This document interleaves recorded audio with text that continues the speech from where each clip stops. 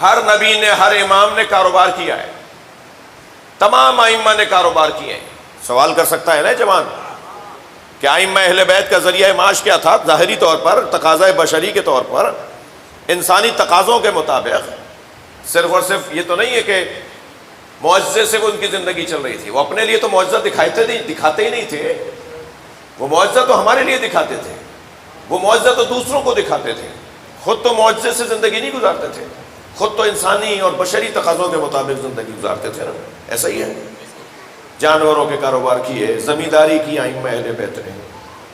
اور آپ ذرا غور فرمائیں، کبھی آپ نے غور کیا کہ مولا علی ہمیشہ یہودی کے باغ میں جا کر کام کیوں کرتے تھے؟ مسلمانوں کے باغ نہیں تھے؟ علی مولا نے نظام دیا ہے کہ دوسرے کا پیسہ اپنے پاس لاؤ۔ یہ کوئی ہنر نہیں ہے کہ اپنے پیسے کو ہی تم اپنے اندر گھماتے رہو، کہیں اور کا پیسہ یہاں لے کر آؤ، باہر کا پیسہ یہاں لے کر آؤ۔